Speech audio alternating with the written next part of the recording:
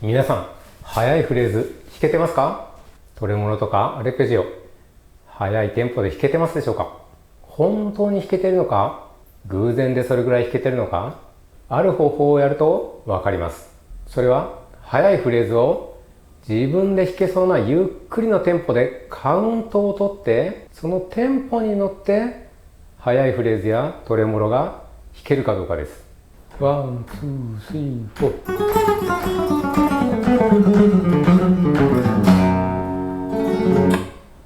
2, 3, 4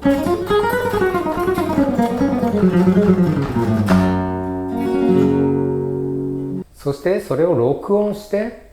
録音を聞きながらカウントから手拍子をして、ちゃんとテンポが崩れていないか、そこではっきりします。もちろんその場で全然弾けなかったら弾けていません。録音してカウントと実際に入ったフレーズが全然違ってもいけません。意外と弾けたと思っても録音して聞くと全然テンポが違ったりします。絶対に一度は録音して確認してみましょう。ほとんどの人がカウントより速いフレーズで弾いてしまうと思います。ではなぜそのようなことが起こるのでしょうか？今回はその理由を解説して、ちゃんとした速いフレーズとは、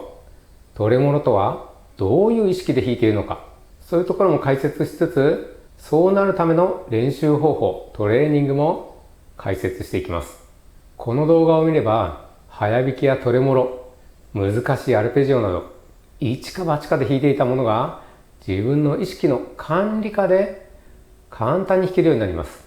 速弾きを弾きたい人、トレモロを速くしたい人、メトロノームだけと弾けるんだけど、実際に合わせて弾いたりすると、なんかうまく弾けないんだよねって人。とにかく、いろんな人にとって、とっても重要なトレーニングになります。難しいフレーズを弾く、速いフレーズを弾くという時の概念を180度ひっくり返す解説です。この自分のカウントにフレーズを乗せられない人、乗せることができない人は、練習の時のイメージ作りができていないんですね。つまり練習の仕方が悪いんです。速いフレーズは速いテンポにとりあえず頑張ってついていく。速いフレーズだから 120% 出し切る。理解できないぐらいのスピードで、そんな意識で練習していませんでしょうか？とにかく速く弾くということだけを考えていませんか？それがたとえ弾けるスピードでもなんかうまく乗れてない、弾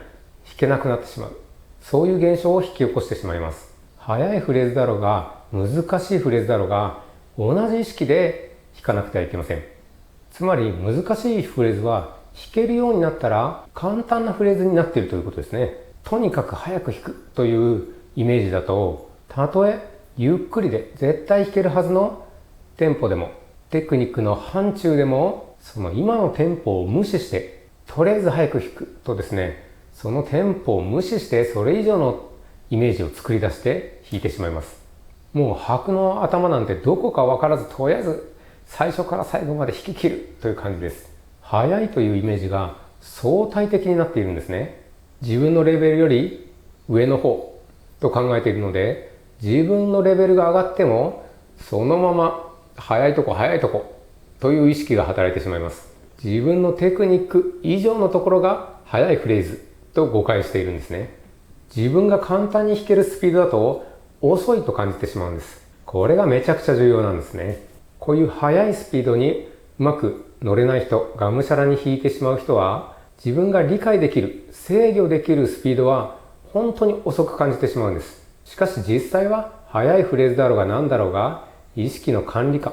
制御できる意識で弾かなくてはいけません。速いフレーズを弾けない人は、指のテクニックではなく、そういう難しいフレーズ、速いフレーズに対する考え方を180度変えなくてはいけません。速いフレーズだからといって速いテンポを鳴らして自分の弾けないスピードで鳴らしてそれに追いつけるまでただひたすら頑張るという練習はお勧めできません。それはやってはいけない練習です。追いつけばいいというものではありません。それは限界で弾いた時、その時のレベルの限界で弾いた時、たまたまそのスピードで弾けているというだけになります。自分の中にテンポも作らず、ただただメトロノームのクリックに合わせる的当てゲームのような練習はおすすめできません。やってはいけない練習動画でも詳しく解説していますので、まだ見てない方は概要欄から辿ってみてください。ということで、速いフレーズを手に入れる、自分の管理下の中で速いフレーズを弾く、そういうことができるようになるトレーニングをご紹介します。まずはお好みの速いフレーズ、トレモロでも何でも良いですが、こちらを用意してください。そしてゆっくりクリックを鳴らします。そしてピカード、速弾きだったら一拍ずつ丁寧に、そして拍の頭にアクセントを入れて弾きます。この時、拍の頭で体を沈み込ませたり、足を踏んだり、拍と同じところで体を沈める、体でリズムを取る練習も合わせてやりましょう。そうすることで指の先から体まで全てが同じリズムで動く、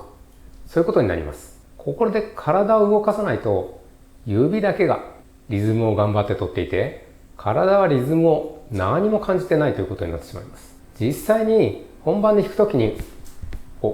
しなくても良いですが、練習の時は体でもリズムを取るようにしましょ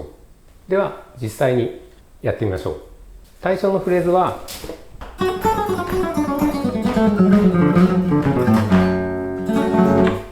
こんなような感じのフレーズです。メトロノームを鳴らし、テンポは60です。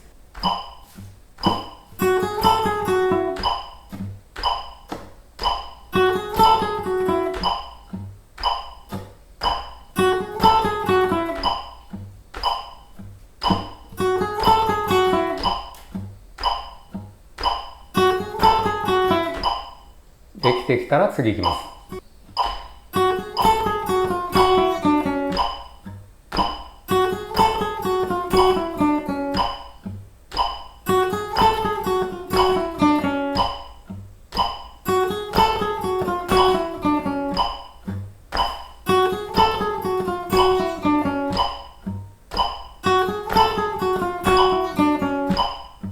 このように一拍ずつちゃんと拍の頭にアクセントを入れて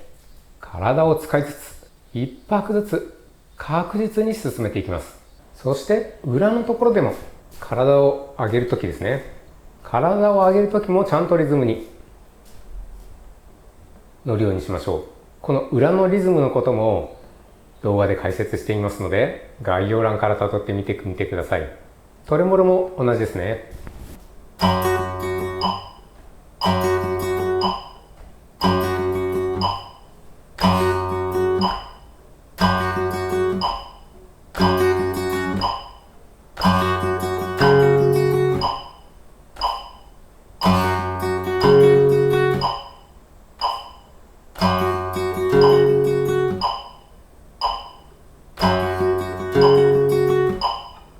これはトレモロだけ、トレモロの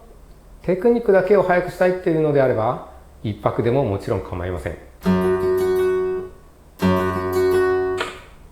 その時は全部、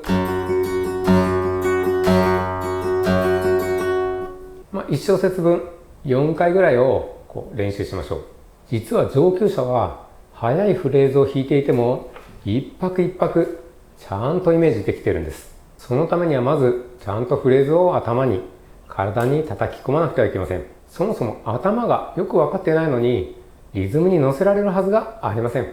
確実に頭が分かってきたら次のトレーニングを始めます。それは冒頭でもやった自分でカウントを取ってそこに乗せる練習です。メトロノームは鳴らしません。メトロノームは補助輪みたいなものです。先ほどのようにちゃんと頭を意識できるようにとかですね、リズムがちゃんとしっかりしているか、譜割りが間違っていないか、そういうために使います。いつまでも鳴らしていたら自分のテンポを作ることができません。ではやってみましょう。ワン、ツー、スリー、フォー。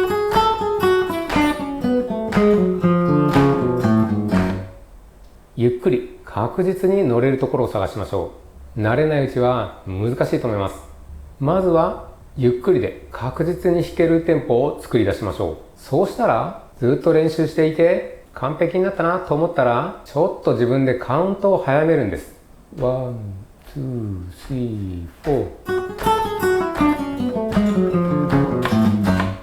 ー。ワン、ツー、スリー、フォー。そうやって徐々にテンポを速めていきます。テンポを速める幅、感覚などは焦らずにちょっとずつ上げていきましょう。ワン、ツー、スリー、フォー。早く弾けてもたまに戻ったり、またちょっと上げたり、そういう練習もしましょう。自分が出したカウントにちゃんと乗れる練習です。ワン、ツー、スリー、フォー。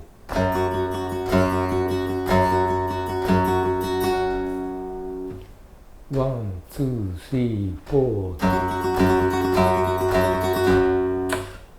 いろんなカウントでやってみて、ちゃんと乗れるように練習しましょう。ワン、ツー、スリー、フォー。ワン、ツー、スリー、フォー。